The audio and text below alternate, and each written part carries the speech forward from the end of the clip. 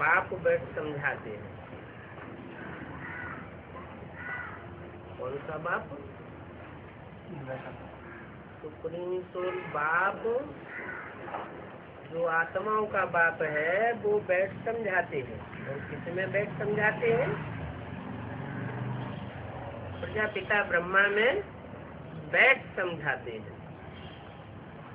इस शरीर का मालिक आत्मा है।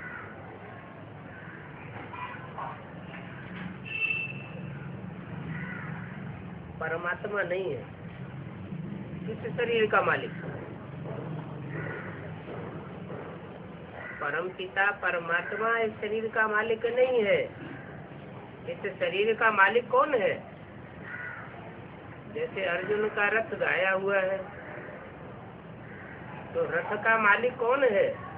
रथ चलाता है वही मालिक नहीं, वो तो सारथी होता है, रथी। रथ का मालिक रथी होता है। तो ऐसे ही जिस शरीर में बैठ सुप्रीम सूर्य बाप समझाते हैं, वो शरीर का मालिक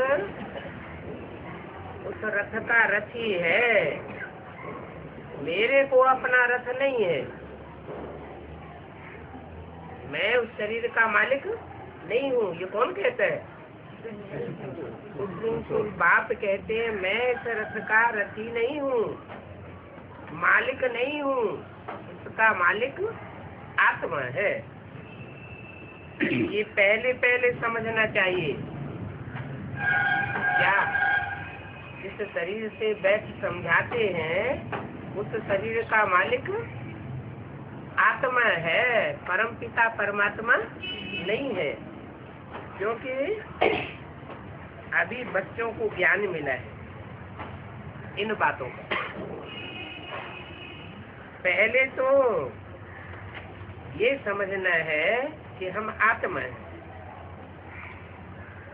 और हम आत्मा इस शरीर के मालिक हैं।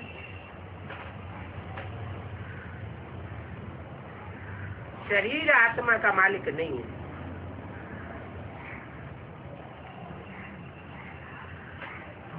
मालिक चैतन्य होगा या जड़ होगा? चैतन्य मालिक होता है। जड़त्व का भी मालिक होता है। और जो चैतन्य बच्चे पैदा होते हैं, उन चैतन्य बच्चों का भी मालिक है। रचना का मालिक है। आत्मा अपने शरीर की रचना करती है। जैसे मनुष्य शरीर छोड़ता है, तो शरीर छोड़ने से 4 महीने पहले ही आत्मा अपने गर्भ की रचना कर लेती है। 4 महीने पहले ही गर्भ तैयार हो जाता है, पिंड तैयार हो जाता है। लूला लंगड़ा पैदा होना होगा तो वैसा ही पैदा होगा, अंधा पैदा होना होगा तो वैसा ही पिंड तैयार हो जाएगा। तो 4 महीने पहले से ही वो रचना शुरू हो जाती है। तो उस पिंड का मालिक कौन है? जो गर्भ में पिंड तैयार होता है, निर्जीव गर्भ पिंड, उसका मालिक कौन है? आत्मा। तो शरीर आत्मा का मालिक नहीं है। शरीर से आत्मा काम लेती है, पार्ट बजाती है। ऐसे ऐसे ख्यालात कोई और को आते नहीं है। औरों को ऐसे ख्यालात क्यों नहीं आते हैं? क्योंकि वो सब है देह अभिमानी और तुम हो आत्मा अभिमानी। यहाँ पर तो यही ख्याल में बिठाया जाता है कि मैं आत्मा हूँ, ये मेरा शरीर है और मैं परमपिता परमात्मा की संतान हूँ। आत्मा तो हूँ, लेकिन संतान किसकी हूँ? परमपिता परमात्मा की संतान हूँ। तो रचना हूँ या रचयिता हूँ? रचना हूँ। किसकी? परमपिता परमात्मा की। अच्छा, परमपिता रचयिता बनता है?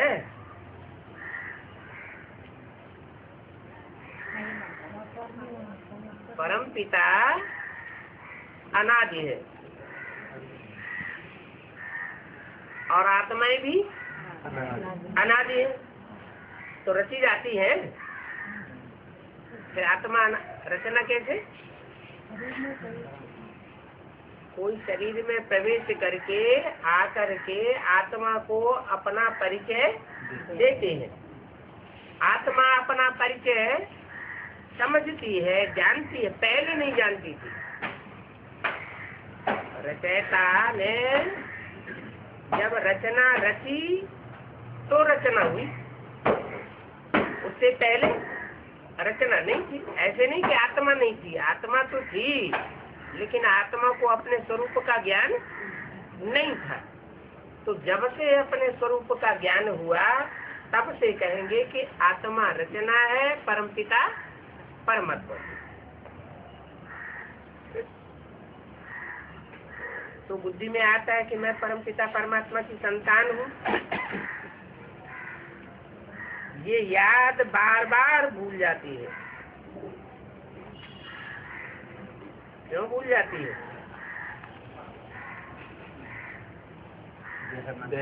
क्योंकि 63 जन्म के संस्कार पड़े हुए हैं देह अभिमान में आने के। तो रील घूम रही है, तो घूमती हुई रील में हम बार बार भूल जाते हैं। तो ये बात पहले पहले पूरा याद करना चाहिए।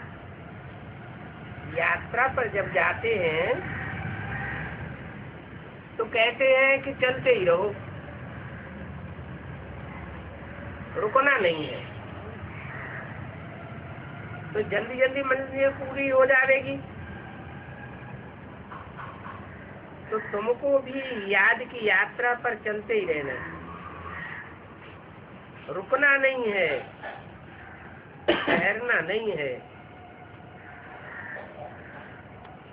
माना याद में रहना है, और ये याद ही नहीं करते हैं तो गोया के यात्रा पर नहीं है। याद करते हैं तो यात्रा पर है, याद नहीं करते हैं तो यात्रा पर नहीं है। देह अभिमान आ जाता है, और देह अभिमान में रहने से कुछ न कुछ विकर्म हो जाते हैं। ऐसे भी नहीं कि मनुष्य सदैव विकर्म ही करते रहते हैं, नहीं, सदैव विकर्म नहीं करते रहते। माया जब हावी होती है तो विकर्म कराती है। विकर्म नहीं भी करते हैं और याद भी नहीं करते हैं, कोई पाप कर्म भी नहीं होता और याद भी नहीं करते हैं, तो क्या होता है? Time waste. टाइम वेस्ट तो होता है, कमाई तो नहीं करते हैं, कमाई बंद हो जाती है ना। तो इसमें जितना भी हो सके याद की यात्रा में ढीला नहीं पड़ना चाहिए। एकांत में बैठकर अपने साथ विचार सागर मंथन करके पॉइंट्स निकालनी होती है। कितना समय हम बाबा की याद में रहते हैं, मीठी चीज की याद आती ही है ना। कुमार को जब कन्या मिलती है तो उसकी याद बहुत मीठी हो जाती है। फिर कितने लव से उसे याद करते हैं, देह में लव जाता है। बच्चों को समझाया है कि सभी मनुष्य मात्र एक दो को नुकसान ही करने वाले हैं। एक बाप ही है जो आत्मा का परिचय देकर फायदा पहुंचाने वाला है। तो फायदे का काम करना चाहिए ना।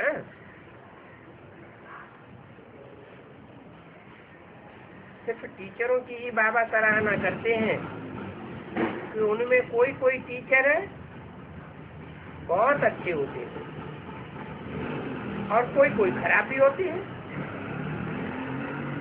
नहीं तो टीचर्स माना ही मैनर्स सिखाने वाला। जो रिलीजियस माइंडेड अच्छा स्वभाव वाला होता है उनकी फिर चलन भी अच्छी होती है।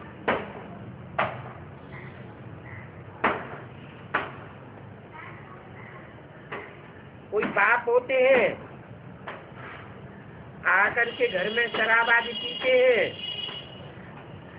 तो बच्चों को भी संग का रंग लग जाता है। तो मैनर्स का असर पड़ता है ना। इसको कहा जाता है खराब शैतानी संग। क्योंकि रावण राज्य है ना, राम राज्य था तो जरूर, परंतु वो कैसे था, ये वंडरफुल बातें मीठे मीठे बच्चे तुम ही जानते हो।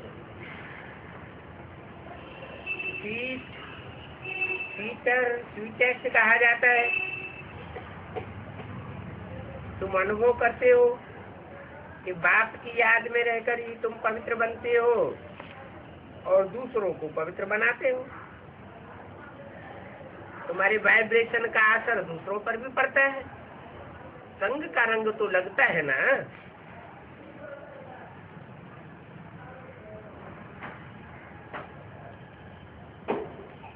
बाप पतित सृष्टि में आते हैं।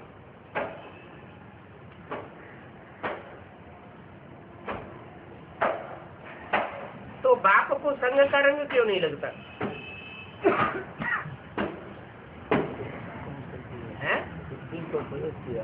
हाँ, बाप माने सुप्रीम सोल। वो इस पतित सृष्टि में आते हैं, सारी दुनिया पतित है, तो उनको संग का रंग क्यों नहीं लगता पतितों पर? सबसे न्यारे तो बात में न्यारे हैं।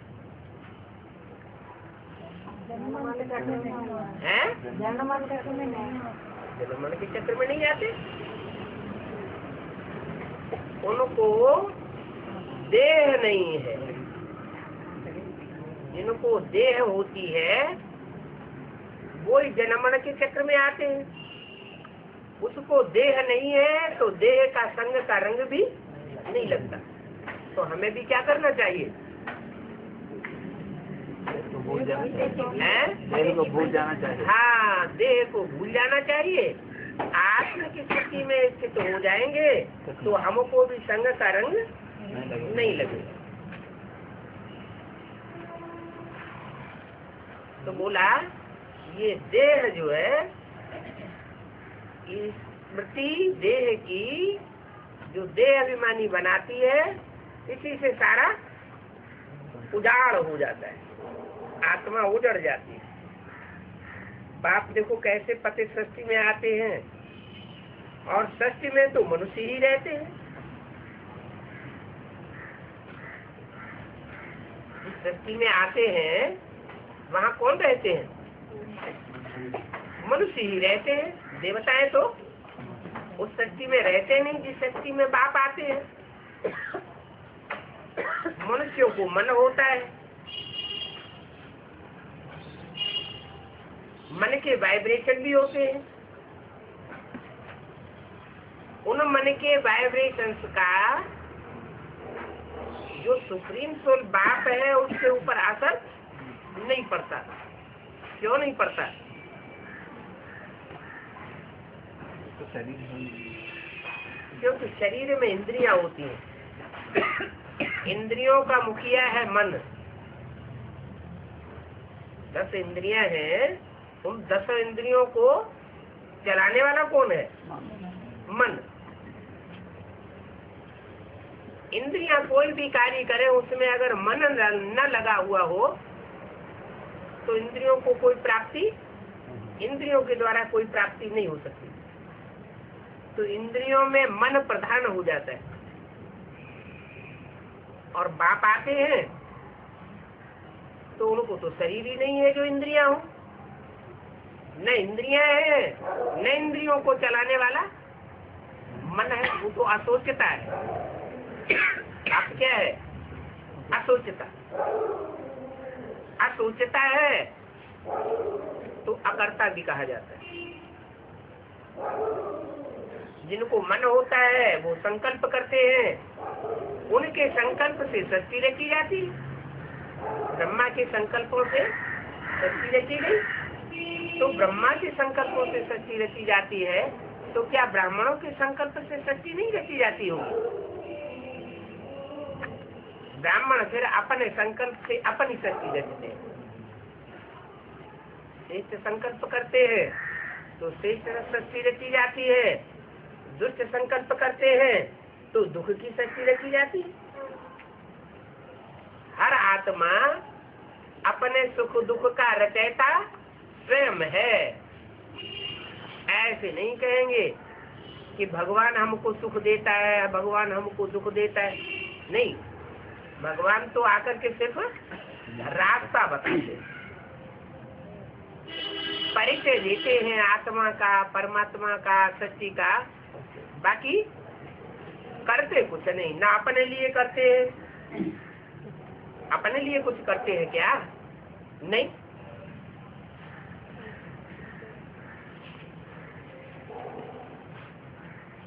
तो सृष्टि में मनुष्य ही रहते हैं और जन्मई कोई शक्ति थोड़े ही कहेंगे।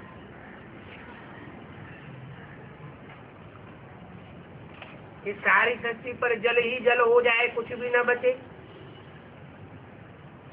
भारत खंड तो अविनाशी गाया हुआ है। अगर सारी ही सृष्टि जलमयी हो जाए फिर तो भारत खंड भी न बचे। भारत बचता है और दूसरे धर्मखंड वो सब खलास हो जाते। क्यों? भाव आया है, भाव आप आया हुआ है तो सबको बचा लेना। सब धर्म खंडों को नहीं बचाता। भारत खंड बचता है। क्यों बचता है? क्योंकि आदि से लेकर के अंत तक कोई न कोई आत्मा ऐसी है पवित्रता की पावर से भारत की अखंडता को कायम रखती। अपवित्र आत्माएं भी हैं इस दुनिया में और पवित्र आत्माएं भी। कोई आत्मा ऐसी पवित्र पाठ बजाने वाली है कि आज से लेकर के अंत तक विचार में नहीं आती। ऐसे नहीं कि पतित नहीं बनती है, पतित तो बनती है, लेकिन खासियत क्या है? और आत्माओं के मुकाबले उस आत्मा में क्या खासियत होगी? एक प्रति सदा बने। हाँ, एक के साथ पतित बनती है। पतित तो बनना है, ये कायदा है। क्या कोई भी आत्मा जो पावन है ऐसे नहीं सदैव पावन बनी रहेगी। आत्मा है तो जन्म मरण के चक्र में आएगी। जन्म मरण के चक्र में आएगी माने देह धारण करेगी। देह धारण करेगी माने देह का संग का रंग लगेगा। वो तो सब ठीक है, पतित बनेगी। लेकिन पतित बनना अलग बात है और बेविचारी बनना अलग बात है। तो पतित तो बनती ही आत्मा। आत्मा जैसे जैसे शरीर के देह के सुख भोगेगी तो नीचे गिरेगी। सुख भोगने से आत्मा की शक्ति क्षीण होती है। लेकिन एक क्षीणता ऐसी है कि तीव्र गति से क्षीणता होती है। जैसे द्वापर युग शुरू होता है तो कोई आत्मा ऐसी है जो द्वापर युग शुरू होते ही अति पतित बन जाती और उसमें दूसरे धर्म की आत्माएं प्रवेश कर जाती। जैसे कहते हैं ना, भय का भूत होता है। तो जिसके अंदर कमजोरी आती है उसी में भूतों का प्रवेश होता है। कमजोरी ना हो तो भूत प्रवेश नहीं करेगा, भय नहीं आवेगा। तो द्वापर युग के आज से ही ऐसी कौन सी आत्माएं हैं? इस्लाम धर्म की आत्माएं हैं जो संगम युग में बाप जब आते हैं तो बताते हैं कि ये व्यभिचार के दोष से दूर रहना। क्या? कोई का संग का रंग नहीं लेना, एक बाप को याद करना। वो क्या करती है? वो एक बाप को याद तो करती है, विकारों को तो स्थूल रूप में छोड़ती है, लेकिन फिर दृष्टि का विकार नहीं छोड़ पाती। दृष्टि से बेविचारी बन पड़ती है। तो संगम युग में ही अगर दृष्टि से बेविचारी बन पड़ी तो उनका फाउंडेशन स्वर्ग का कैसा पड़ेगा? तीव्र गति से नीचे गिरने का पड़ेगा या स्थायी रहेंगी? तीव्र गति से वो सतयुग में भी नीचे गिरती है, त्रेता में भी नीचे गिरती है, और गिरते गिरते द्वापर शुरू होते ही वो इतनी पतित हो जाती है, इतनी कमजोर हो जाती है कि जो भी आत्माएं ऊपर से आती हैं और उनको ऑक्युपाई कर लेती है। तो एक होता है सिर्फ पतित बनना एक के साथ, और एक होता है अनेकों के साथ पतित बनना। तो अनेकों के साथ जो पतित बनते हैं उनमें कमजोरी बहुत आ जाती है, उसको कहेंगे रावण राज। ऐसे नहीं कि सतयुग में राधा कृष्ण जो है वो सदैव पावन रहते हैं, 16 कला संपूर्ण रहते हैं क्या? सतयुग में जो राधा कृष्ण की आत्मा है वो 8 जन्म लेगी सतयुग में, तो सदैव 16 कला संपूर्ण रहेगी क्या? क्यों? क्योंकि जो दृष्टि का प्यार है, जो मुख का प्यार है, वो श्रेष्ठ इंद्रियों का प्यार ही धीमी गति से नीचे गिराता है, विविचार में तो नहीं आते, लेकिन नीचे तो गिरते हैं। त्रेता में भी श्रेष्ठ इंद्रियों का ही प्यार रहता है, नीचे गिरते हैं सुख भोगते भोगते, लेकिन विविचार दोष न होने के कारण वो आत्माएं वहां भी सशक्त रहती है। और जिन्होंने संगम युग में विविचार दोष को ग्रहण किया वो यहाँ फाउंडेशन पड़ जाता है उनका ज्यादा तेजी से नीचे गिरने का। तो कुछ आत्माएं ऐसी भी तो होंगी जो सृष्टि चक्र के आदि से लेकर के अंत तक कभी भी विचार में ना आने वाली हो। ये परसेंटेज में बहुत कम भी विचार में आने वाली है। तो जो कम भी विचार में आती हैं उतनी ही ज्यादा सुखी रहती है। उनको कहते हैं भारतवासी। वो ही भारत माता शिव की शक्तियां बनती हैं। जो जैसा होगा अपना साथी किसे बनाएगा? चोर को साथी बनाएगा, साहूकार को साथी बनाएगा। शिव है एवर प्योर, तो किसको साथी बनाएगा? जो शक्ति रूपी रंगमंच पर 84 जन्मों में ज्यादा से ज्यादा पवित्र रहते हैं, अभिविचारी बन करके रहते हैं, उनको अपनी शक्ति बनाता है। इसलिए गायन है अंत का, क्या अंत का गायन है? भारत माता शक्ति अवतार अंत का यही नारा है। अंत का नारा क्यों है? अंत में सहयोग देगी वो आत्मा। क्यों पहले क्यों न दे? मध्य में क्यों नहीं दिया? मध्य में दे दे। अच्छा काम तो जल्दी कर लेना चाहिए कि देर में करना चाहिए? जल्दी कर लेना चाहिए। फिर समझ में नहीं आया होगा। है समझ में नहीं आया होगा। पवित्र बुद्धि है तो जल्दी समझ में आना चाहिए। जो अंत में किया सब कुछ किया है, जो अंत में किया सब कुछ किया। अंत में किया वो तो ठीक है, आज भी किया होगा तो अंत में भी किया होगा। आज में एक आत्मा से 84 जन्म एक आत्मा से जोड़ा हुआ है, उन्हीं आत्माओं से नहीं, सबके लिए रुका हुआ था। ये 12 न्यारा फैसला अंत में ही होता है कि कौन अंत तक टिका रहता है।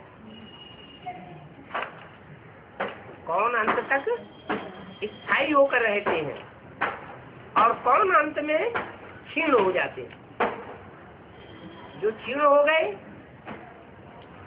वो तो सहयोगी बन ही नहीं सकते, वो तो विनाश के कार्य में आवेंगे काम।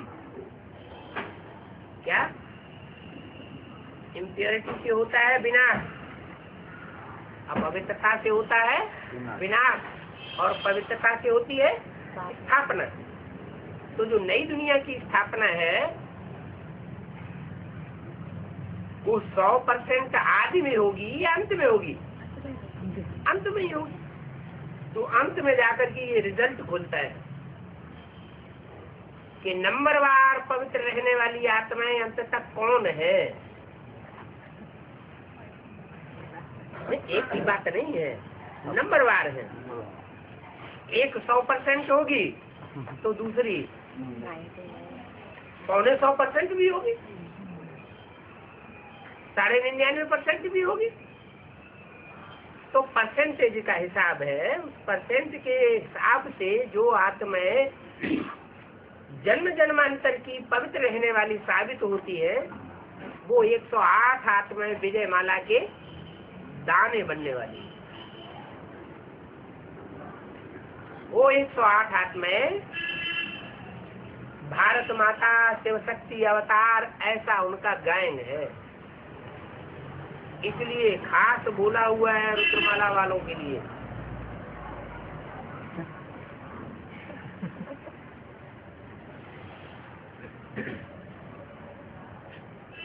जो बेसिक वाले वो तो इन बातों को जानते ही नहीं।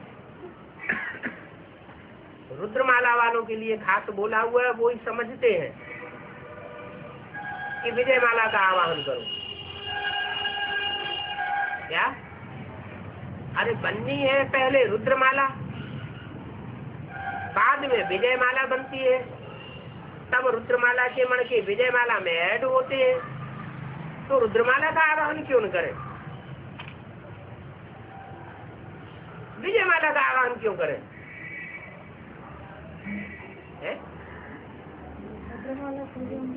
पवित्रता जाते है तो है विजय माला वालों में पवित्रता जाते है। सागर के बच्चे, सागर के बच्चे क्या हुए? नहीं, सागर के बच्चे भस्म हो गए। कहते हैं सागर के बच्चे भस्म हो गए। वो कचड़े को भस्म करते करते सूर्य के बच्चे जो है, मुझे कचड़े को भस्म करता है ना, तो कैसे भस्म करता है? ठंडा रह के भस्म करता है या गर्म होकर के भस्म करता है? तो ये सागर के बच्चे हैं जो काम विकार में भस्म हो गए, जल मरे। ये बीज है शक्ति के।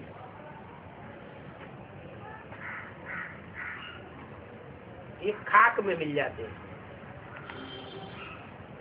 इसलिए गायन है कि दाना खाक में मिलकर गुले गुलजार होता है। दाना अगर मिट्टी में न मिल जाए तो फूल पैदा नहीं होते हैं, पेड़ पैदा नहीं बनता होता है, फल नहीं आते हैं।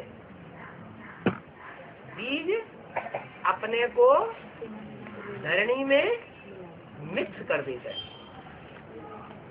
और धरणी है कन्याएं माताएं।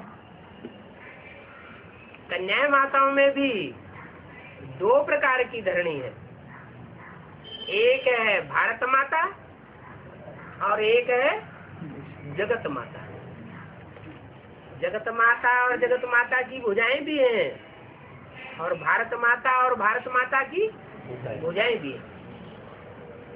दो तरह की धरणी है, स्वदेशी और विदेशी। स्वदेशी धरणी में अगर बीज अपने को भस्म कर दे, राख बना दे, मिट्टी बना दे, मिट्टी में मिल जाए तो फायदा, या विदेशी धरणी में मिल जाए तो फायदा। स्वदेशी धर्म हैं? स्वदेशी धर्म में फायदा विदेशी डूब जाता है। डूब जाता है। तो ये रुद्रमाला के मणके बेकार है, हैं? लेकिन भगवान बाप आते हैं तो विदेशी बन करके आते हैं,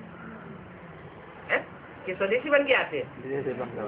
विदेशी बन करके आते हैं तो पहले किससे मिलते हैं? विदेशियों से मिलते हैं। उनसे कहते हैं बच्चे तुम डबल विदेशी हो, तुम डबल विदेशी मेरे को क्यों प्रिय हो? अरे खुद तो एवर प्योर है, एवर प्योर है तो पवित्र को पसंद करे, पवित्र आत्माओं को पहले उठाए, पतितों को क्यों उठाता है? हैं? पवित्र आत्मा को उठाना हैं? वो तो अवश्य है, उनको क्या उठाना है? पवित्र को पवित्र बनाने में कोई बड़ी बात नहीं है, लेकिन पतितों को पावन बनाना वो बड़ी बात है। तो जो रुद्रमाला के मणके जो खाट में मिल जाते हैं, सागर के बच्चे भस्म हो गए, कहाँ की यादगार है? एक कंपिल में यादगार क्यों बन गई है? कंपिल में जाके यादगार क्यों कलकत्ते में बन जाती?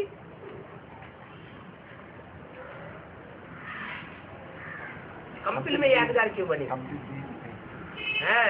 कंपिल से वो बीज, सारी सृष्टि मनुष्य सृष्टि का बीज प्रत्यक्ष होता है।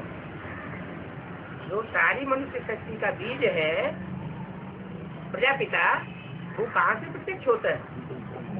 कलकत्ते से प्रत्यक्ष नहीं होता, कंपिल से प्रत्यक्ष होता है। तो जहाँ से प्रत्यक्ष होता है वो जो भी पार्ट बजाता है उसमें सुप्रीम सोल पार्ट बजाता है। इसलिए पार्ट बजाता है, सुप्रीम सोल उसमें प्रवेश करता है। तो कारण क्या है जो उसमें प्रवेश करके पार्ट बजाता है? मनुष्य सृष्टि करती है। नहीं, पतितों को पावन बनाने के लिए वो पार्ट बजाता है। ऐसे तो ब्रह्मा में भी प्रवेश किया, लेकिन ब्रह्मा के द्वारा सिर्फ गीता माता बनकर के सामने आया, ज्ञान आया हमारे सामने, लेकिन ज्ञान से पतित पावन नहीं बनता कोई। क्या? जितने भी जानवरियत के अवतार हैं वो सब जल में रहने वाले, वो जल को आधार बनाते हैं।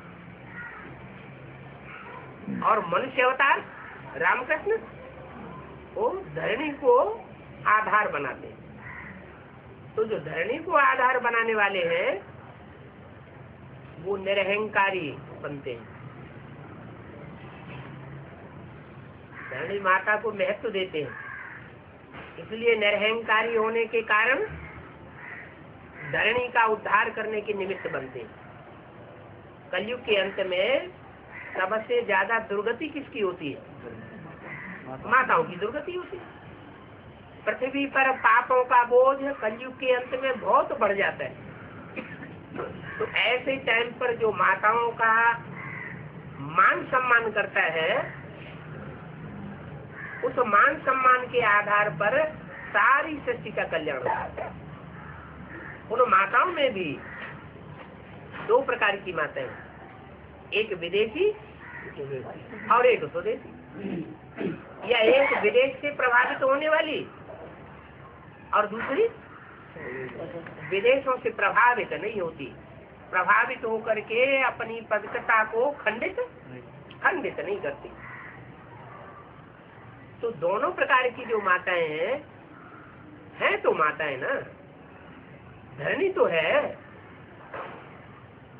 ये तो ड्रामा बना हुआ है क्या कि स्वर्ग होगा तो नरक भी होगा, सुख होगा तो दुख भी होगा। ऐसे थोड़े ही कि सुखी ही सुख सृष्टि में हमेशा चलता रहे तो ड्रामा बन जाएगा। सुख और दुख ये दोनों चलते हैं। तो दुखदायी सृष्टि तब बनती है जब व्यभिचार बनता है, और सुखदायी सृष्टि तब बनती है जब अव्यभिचार बनता है। सवाल ये था, रावण वो रुद्रमाला के मणकों को भगवान क्यों पसंद करता है? उनको राजा क्यों बनाता है? जो जन्म जन्मांतर पवित्र रहते हैं उनको राजा नहीं बनाता, उनको रानी बनाता है। क्या कारण है?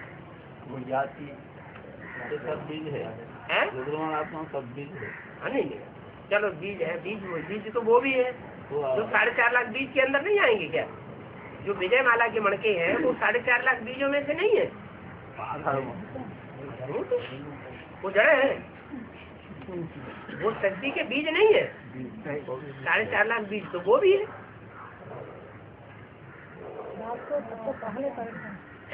बाप को पहले माला के मणके बाप को पहले पहचानते हैं। हाँ, विदेशी है क्या?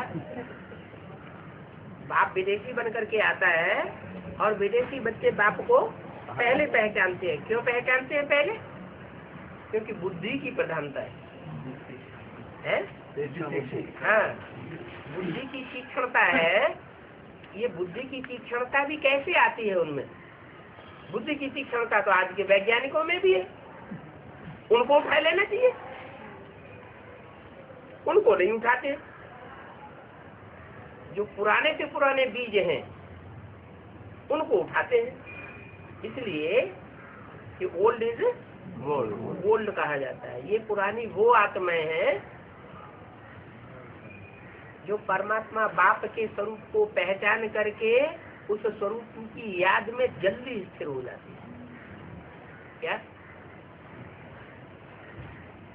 वो बीज को पहचान लेते हैं और बीज को पहचान करके बीज रूप स्टेज जल्दी बना लेते हैं।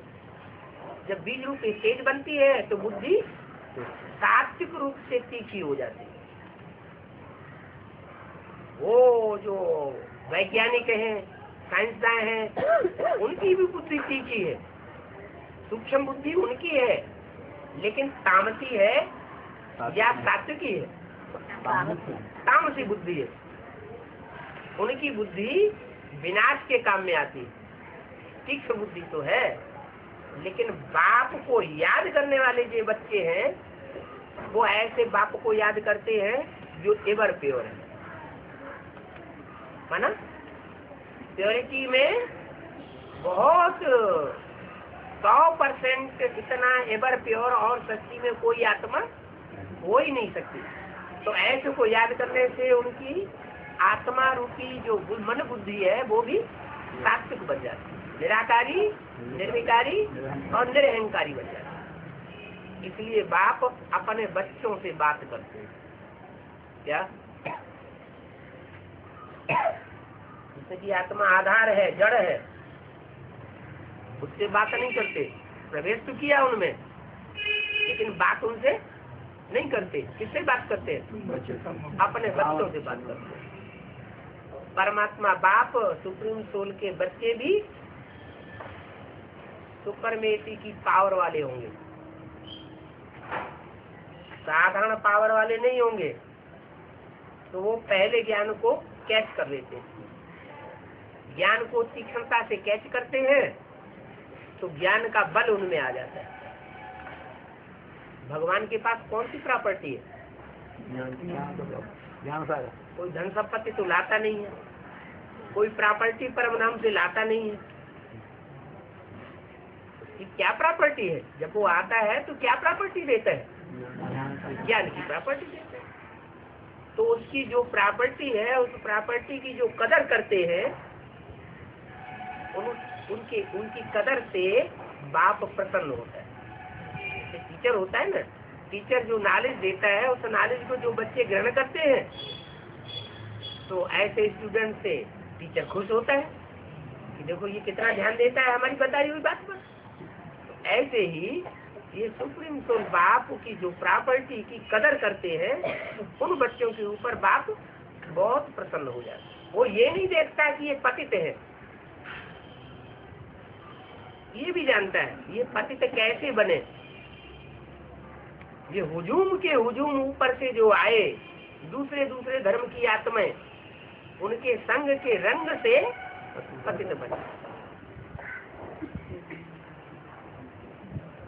इनकी दृष्टि तो फिर भी सारी दुनिया के लिए आत्मिक दृष्टि ही रहती है, लेकिन परसेंटेज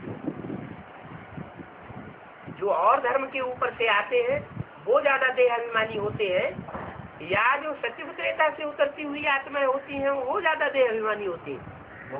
मूल रूप में ज्यादा देहाभिमानी कौन सी होती है?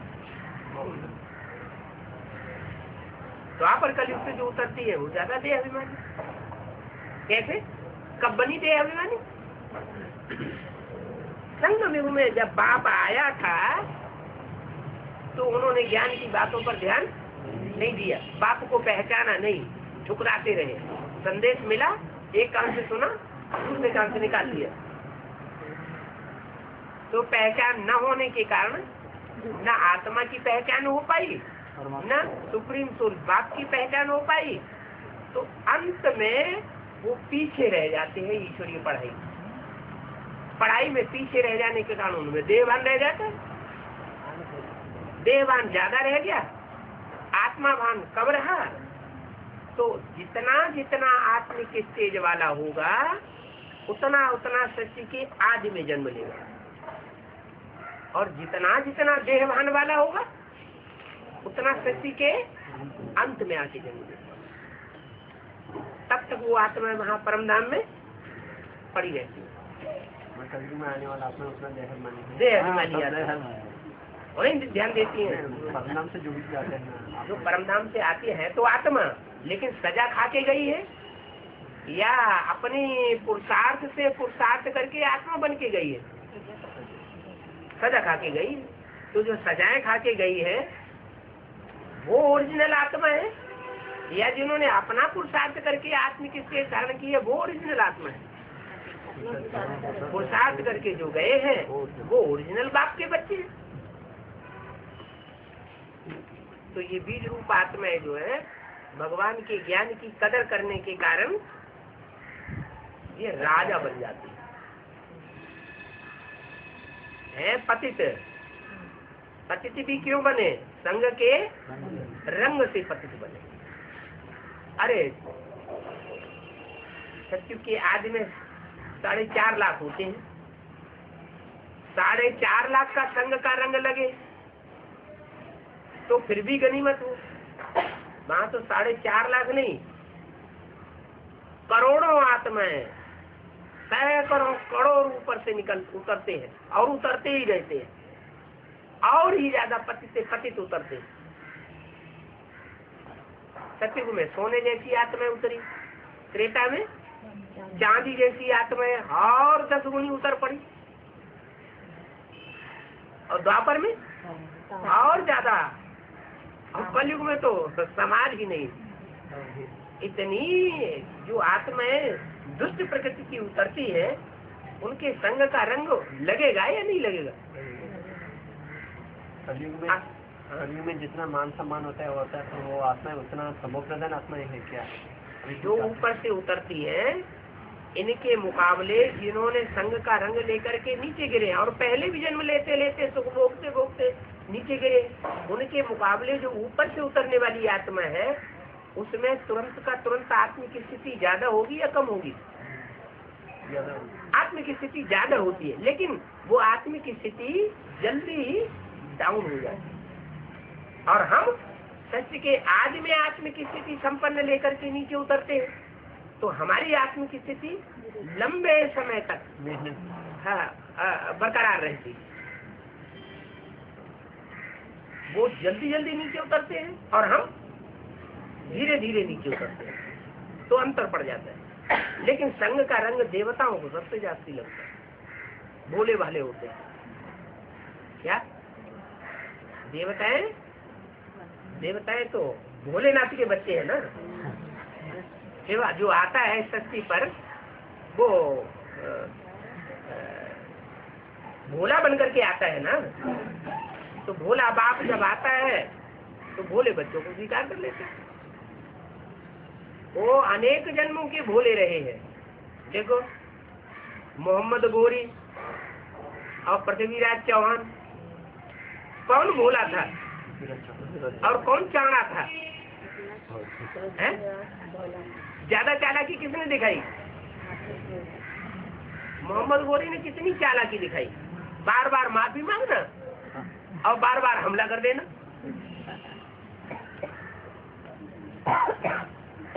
तो भारतवासी जो है, जो 108 बीज हैं, जो सारी दुनिया में माला के रूप में सिमरण किए जाते हैं, उन आत्माओं की जो विशेषता है, वो विशेषता आज से लेकर के अंत तक अक्षुण्ण रहती है, नंबरवार पुरुषार्थ अनुसार।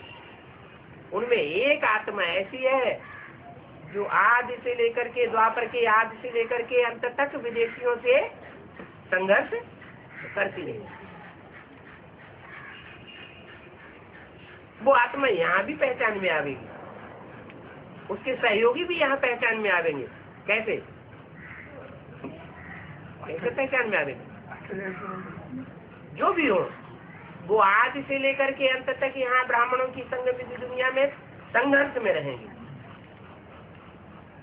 संघर्ष में रहते हुए भी वो अपनी सच्चाई को छोड़ने वाले नहीं है। उनकी भावना यही रहती है, सत्य की विजय हो, असत्य का नाश हो। तो अंत में जाकर के सत्य की विजय होती है और असत्य का नाश होता है। धर्म की स्थापना होती है, अधर्म का विनाश होता है। जो भी अधर्मी है, जो भी अधर्म दुनिया में फैले हुए हैं धर्म के नाम पर, वो सब नष्ट हो जाते हैं।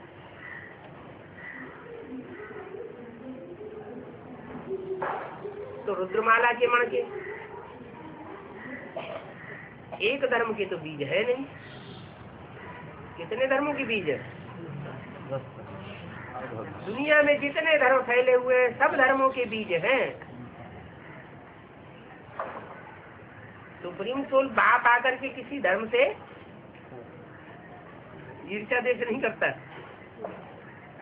हर धर्म की आत्माओं में से श्रेष्ठ आत्माओं को चुन लेता है। ऐसे कोई नहीं कह सकता कि हमारे धर्म को भगवान आता है, गॉड फादर आता है तो हमको धक्का मारता है। नहीं, हर धर्म की श्रेष्ठ आत्माओं को चुनता है। लेकिन धर्म की आत्माएं तो नंबरवार इस सच्ची पर उतरती है ना। जो पहले पहले इस सच्ची पर आवेंगे वो ज्यादा पावरफुल और श्रेष्ठ होंगे, या बाद में आने वाले ज्यादा पावरफुल और श्रेष्ठ होंगे? जो पहले पहले आते हैं वो ज्यादा पावरफुल भी होते हैं और श्रेष्ठ भी होते हैं, और जो अंत में उतरते हैं वो कम पावरफुल हैं और अपने से पहले आने वाले धर्मों के मुकाबले कम श्रेष्ठ हैं। फिर भी कोई नाली का अवगाहन करे, कोई नाला बह रहा है और नाले का कचड़े का अवगाहन करे, तो उसमें कभी कभी अच्छी चीज निकल आती है, नहीं है?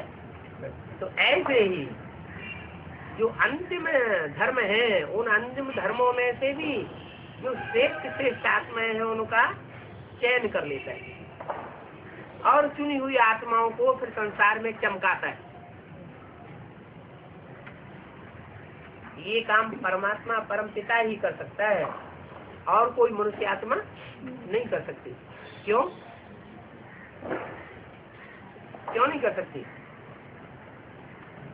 क्योंकि सब में पार्शियलिटी भरी हुई है। सुप्रीम सोल में किसी प्रकार की कोई पार्शियलिटी नहीं है। ये पार्शियलिटी की पावर जो है वो दूसरे धर्म पिताओं में है, इब्राहिम, बुद्ध, क्राइस्ट, गुरु नानक, कोई अच्छी पावर नहीं है। आत्मा आत्मा, भाई भाई होने चाहिए। भाई चाहे छोटा हो और भाई चाहे बड़ा हो। बाप का वर्षे का हक जो है वो सबको बराबर मिलना चाहिए या कम जास्ती मिलना चाहिए? बराबर मिलना चाहिए। फिर अंतर क्यों पड़ जाता है? मिलता तो सबको बराबर है। परंपरा बनी आई है, एक बाप के 4 बच्चे होंगे तो चारों बच्चों में बराबर प्रॉपर्टी बांटता है। फिर अंतर क्यों पड़ जाता है? हैं? अपने अपने बुद्धि से जो बड़ा बच्चा है, ज्यादा बुद्धि जो पहले आकर के पैदा हुआ है, वो अपने पूर्वजन्म की प्रारब्ध लेकर के आता है और पहले जन्म लेता है, और पहले जन्म लेने के कारण जो प्योरिटी की पावर है वो माँ बाप से पहले ले लेता है। दूसरे बच्चे उतनी प्योरिटी की पावर नहीं ले पाते। यहाँ भी ऐसे इस बात का फाउंडेशन कहाँ पड़ता है? ब्राह्मणों की संगम की दुनिया में यहाँ फाउंडेशन पड़ रहा है। बाप जब सुप्रीम सोल आते हैं, वो जो ज्ञान देते हैं, उस ज्ञान का तंत्र क्या है?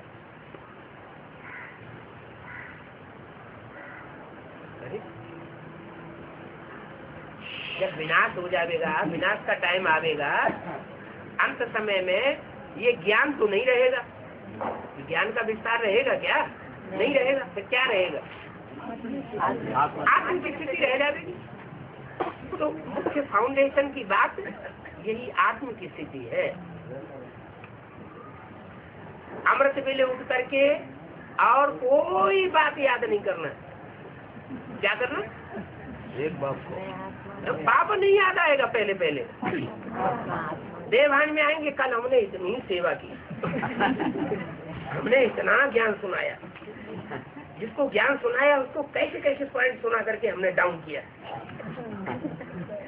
तो देवान आया या आत्मा अभिमान आया? देवान आ गया।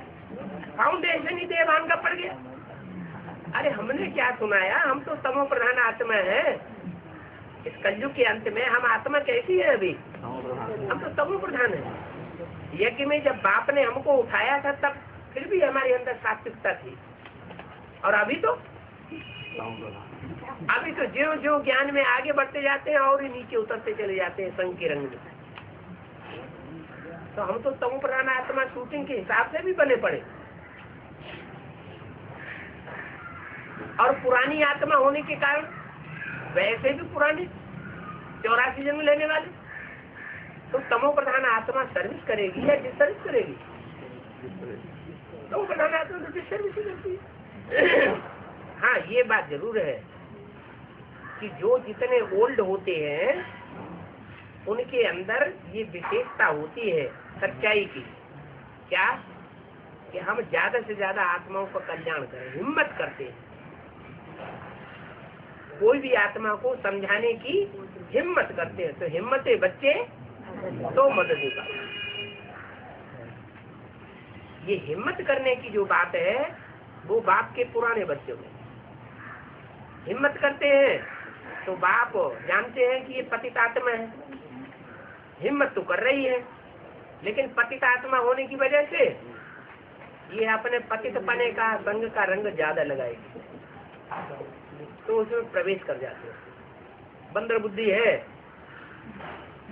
बंदर क्या करता है? बंदर को कभी ध्यान से बैठ के देखो क्या करता है।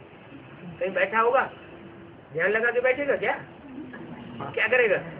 क्या इधर देगा, इधर देगा। चंचलता बहुत प्रसिद्ध है। मन जो है बहुत ही चंचल होता है। तो ऐसे बाप जानते हैं कि इनकी मनुष्य रूपी आत्मा तो ये बंदर संप्रदाय है, राम की सेना है। यही सेना मिलती है जन्म जन्मांतर बाप को अंतिम जन्म में आकर के। तो फिर भी हिम्मत बहुत होती है। कितनी हिम्मत होती है? बंदर एकदम पेड़ की चोटी पे जाके बैठे। अगर पहाड़ है तो पहाड़ पर भी चढ़ता ही चला जाएगा, चढ़ता ही चला जाएगा। माने ऊंची चारी पहनने की हिम्मत होती। तो हिम्मते बच्चे मदद बाप। बाप आकर उन बच्चों का मददगार बन जाता है। विजय माला वालों का क्यों नहीं आकर के ज्ञान सुनाता? पहले उनका मददगार क्यों नहीं बनता? जरूरी नहीं है। तो हिम्मत ही नहीं है। दादियों ने पकड़ लिया। जैसे बकरी है ना, तो बकरी का जो कान पकड़ लेगा, तो जैसे कान पकड़ने वाला जहाँ ले जाएगा वहां चली जाएगी। त्रिमूर्ति में बोला है, त्रिमूर्ति में वास्तव में एक बकरी है, एक घोड़ा है, एक शेर है। तो विष्णु का पार्ट, बकरी का पार्ट, एक बकरी नहीं है क्या? विष्णु के पाठ में एक बकरी नहीं है। विष्णु के पाठ में कितनी भुजाएं? 4 भुजाएं हैं। 4 भुजाओं में एक बकरी है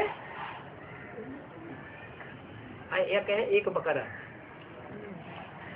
बकरा को बकरी को बात तो एक ही हो जाती है, लेकिन उनमें खासियत होती है, एक जहाँ जाएगी दूसरी वहीं जाएगी। एक रुद्रमाला की, एक रुद्रमाला में तो उनके भी बीज हैं। किनके? किनके बीज?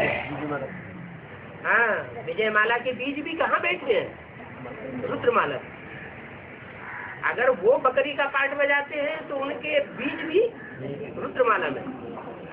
रुद्रमाला में जो उनका बीज है वो एक भुजा और विजयमाला का बीज एक भुजा। ये 2 भुजाएं तो विष्णु की ये हो गई।